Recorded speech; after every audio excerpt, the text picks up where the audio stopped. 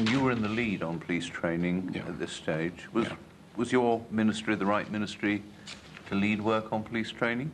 Probably not, no. But on the other hand, we were in the best place to at least coordinate that work involving others. But we didn't get as many people in to do the training as we would have, as we'd been promised. And were the British the right people to be training Iraqi policemen? I think so. I mean, I suspect being an Iraqi policeman is probably rather different from being a British police officer. That's what a lot of witnesses have said. That the whole structure and style of policing there is so different.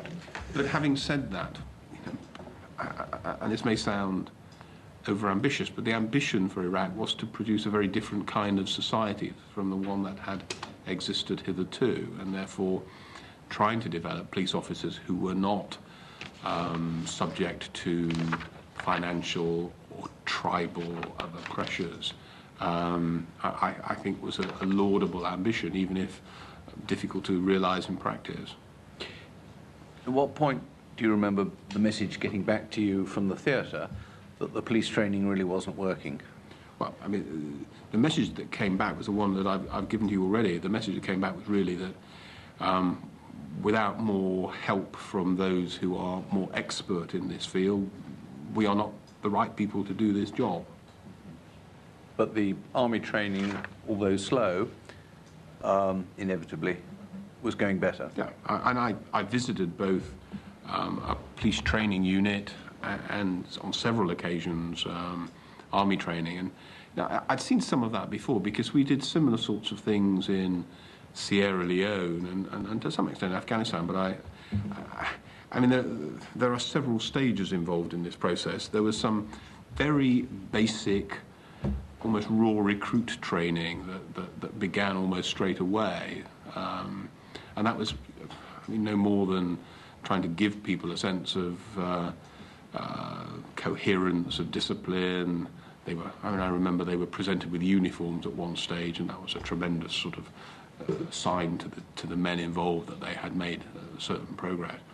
After that, there needs to be further training in terms of responsibility, how you organise yourself, leaders. Creating a new officer corps because Bremer had disbanded the old one. Absolutely, and that is a much tougher process because before you can, and this obviously was the plan, before you can hand over an area or a province to Iraqi control, it isn't just enough to have soldiers who've been trained in the basics. You can train a basic soldier relatively quickly, but you've got to have leadership, you've got to have command, you've got to have people who can take decisions that are necessary and sometimes in quite difficult circumstances, and that does take time.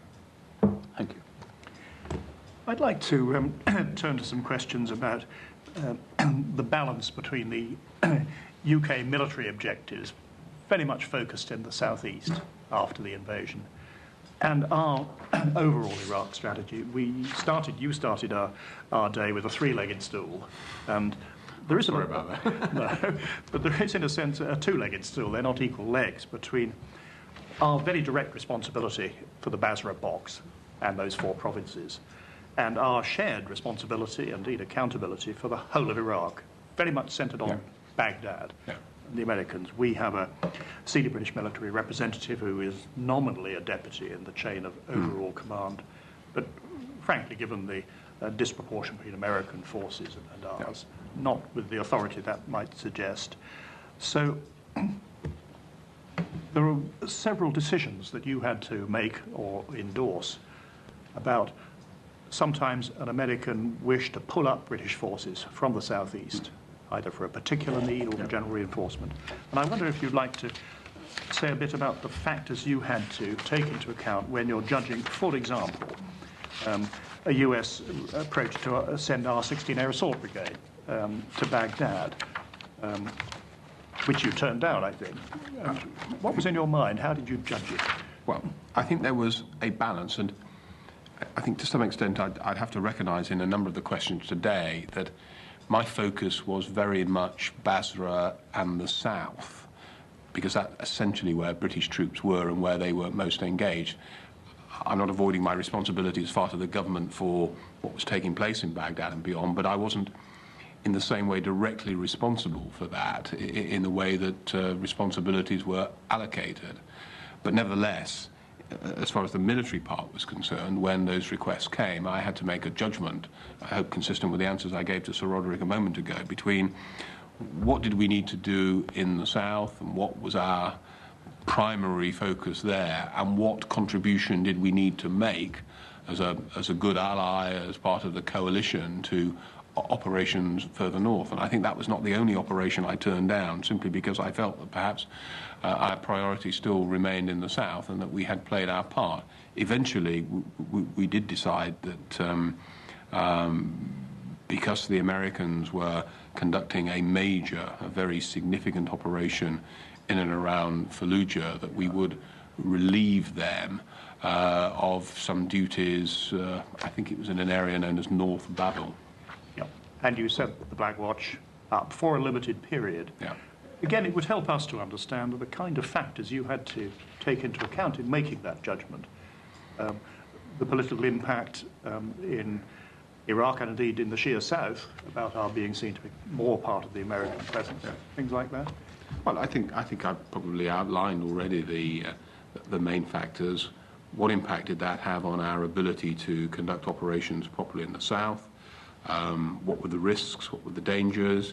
What were the consequences if we didn't do it for our relationship with the United States, given that we had made a great play of our working in coalition, and indeed had, I think it's fair to say, been disappointed in the attitude of some other countries who hadn't been prepared to participate. So the sense was, having turned at least a couple of these things down, that we had to really look very hard at this further request, given that, and I think this did turn out to be the case, that the clearing Fallujah was a huge turning point in the American operation. By dealing with Fallujah, they actually were able, I think, then to make some real progress. There had been a failed attempt much earlier that year, exactly. hadn't there? Yeah. So it was essential that it Yes, was exactly. a success. And therefore, that the argument about them putting huge resources into this operation and us providing them with some cover elsewhere was quite a powerful one. Still thinking of the two-legged stool, which always rocks about a bit, but the unplannable impact of events like the disclosures about Abu Ghraib, for example, or Fallujah itself, actually, having an impact inside our area of operations in terms of public opinion and attitudes. Yeah. Well, again, in terms of the answers I gave to Sir Roderick a moment ago,